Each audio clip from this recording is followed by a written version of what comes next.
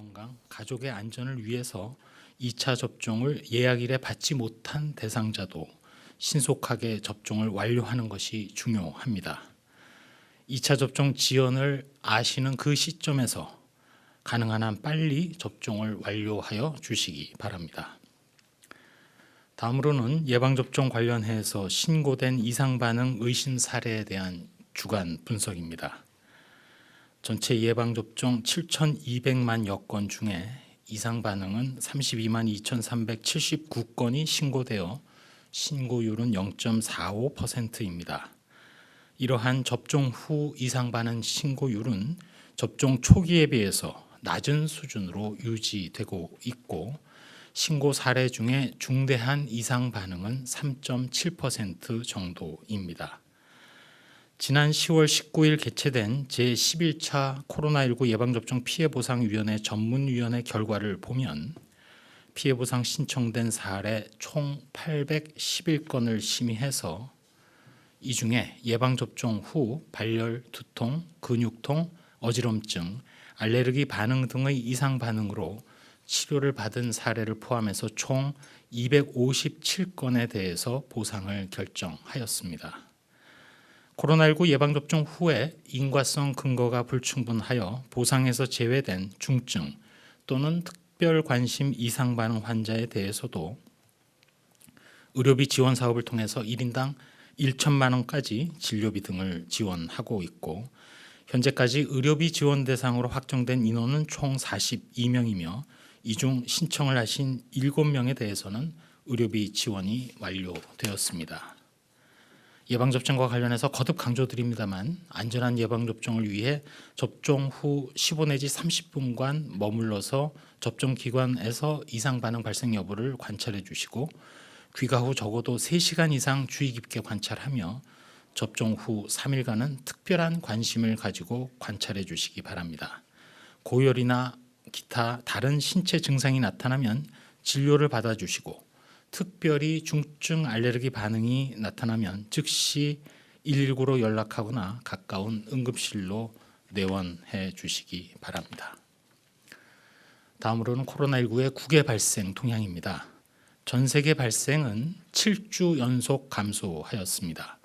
그러나 유럽은 4주 연속 증가세를 보이고 특히 영국과 러시아에서 발생이 급증하고 있습니다. 미국은 전주에 비해서 발생은 감소했지만 사망자는 증가한 상황입니다. 8월 중에 통계를 보면 접종 완료자에 비해서 미접종자들이 감염 위험은 6.1배, 사망 위험은 11.3배가 높은 것으로 파악되고 있습니다. 영국은 지난 7월 중순 사회적 거리두기 전면 완화 이후 최근 1일 발생이 역대 최고치를 기록하고 있고 주간 평균 치명률도 크게 증가하였습니다. 러시아는 5주 연속 발생이 급증하여 역대 최대로 발생하였으며 사망자 규모 또한 역대 최대입니다. 이러한 해외 상황과 같이 다음으로는 변이 바이러스에 대한 국내 대응 조치에 대해서 말씀드립니다.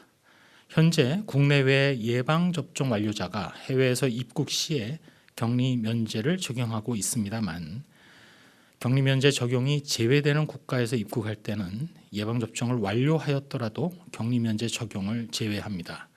이러한 격리 면제 국가 선정 시에는 해당 국가의 해외 유입 확진자 현황, 변이 점유율 등을 종합적으로 고려합니다.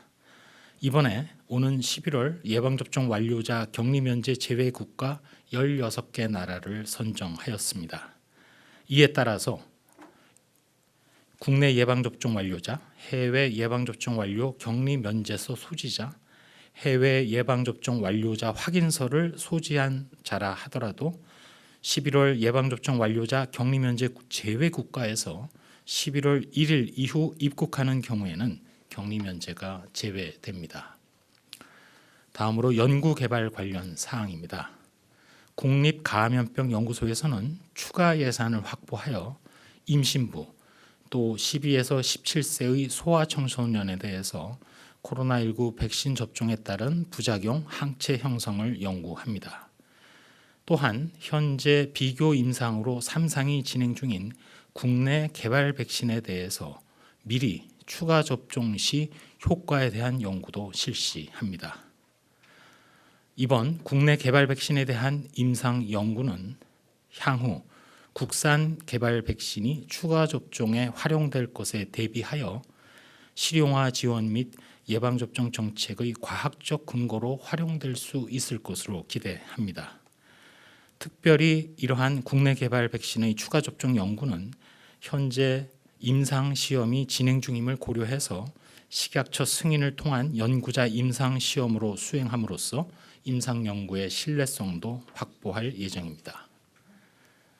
마지막으로 mRNA 백신 개발 사업 추진을 위해서 보건복지부와 질병관리청 국립보건연구원에서는 업무 협업을 통해서 mRNA 백신의 비임상 시험과 임상 시험을 지원함으로써 국산 mRNA 백신 실용화를 앞당길 수 있도록 사업단을 구성하고 이러한 사업단장을 오는 10월 15일까지 공모합니다.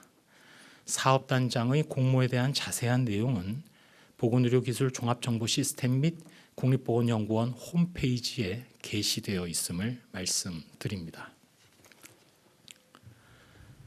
한 말씀 드리도록 하겠습니다.